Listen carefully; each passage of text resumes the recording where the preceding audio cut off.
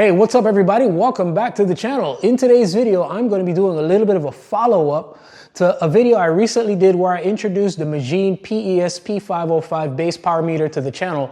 And on that video, I did say that I was going to eventually do a follow-up where I'll take the bike out with power on a fast group ride and see what I could learn about having data, what kind of cyclist I am, how I use my power on that kind of ride. The ride in question is the Ride 84 ride that I typically do on Saturday mornings. It's a 40-mile loop that's paced where once they get warmed up, they just kind of hold it at 25 to 27 miles an hour, and I just kind of like hang on for dear life. The bike in question is a steel frame. It's my Dark Star. If you're not familiar with this bike, I've done a ton of videos on it, and I'll post a link in the description so that you can check out the bike. And basically what it is a steel frame built with modern cycling attributes like a tapered head tube, press fit bottom bracket made out of Columbus Spirit tubing. The group set on the bike is a Campagnolo Super Record 11 on that ride. And I've got the Windspace Hyper 23 SC wheel set on the bike, and the bike absolutely flies. So I'll share mostly ride footage with a little bit of a voiceover. At the end, I'll talk about the conclusion, what I learned about myself as a cyclist, and I'll insert chapters in there so that you can just skip along to find the content that you're really interested in. All right, let's go.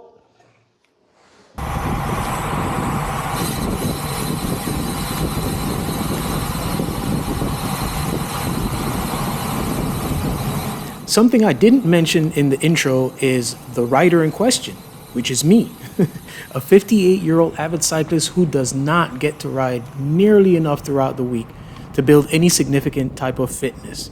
The last time I did a ramp test was a few years back, and my FTP was 235. I don't know if it's more or less than that at this time. I don't train, I don't follow any particular routine.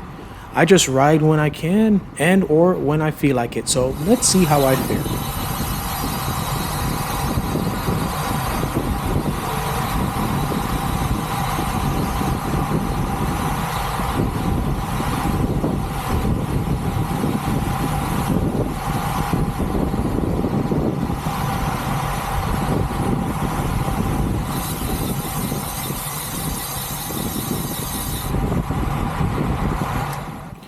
This section where we weren't pedaling was because of a significant tailwind out of the east as we are heading west.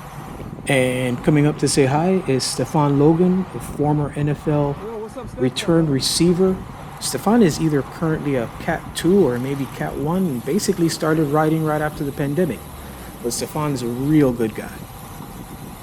On screen here is Pedro from Spain, who tucked out, and I was actually leaving the gap for him when he came around. But he didn't take it, so I hit the jets.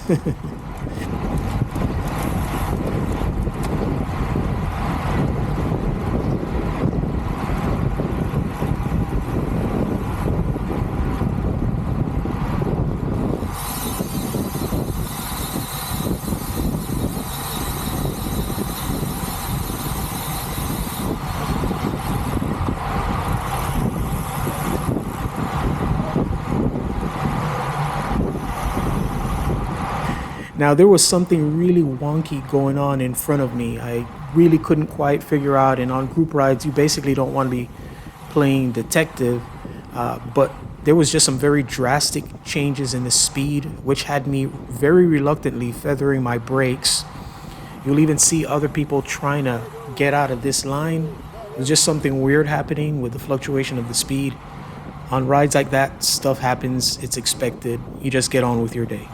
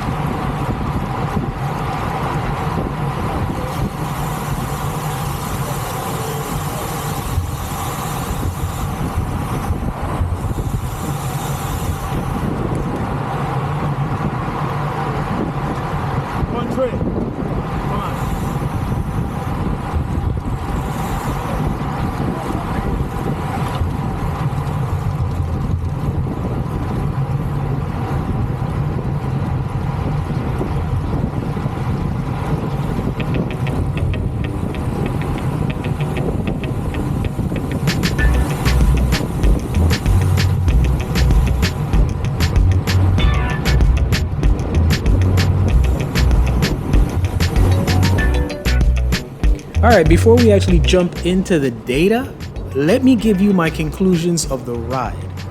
During the ride, there were a few times that I looked down at my computer to see what was going on, and I would quickly look at the power numbers, which really in this situation doesn't tell me much.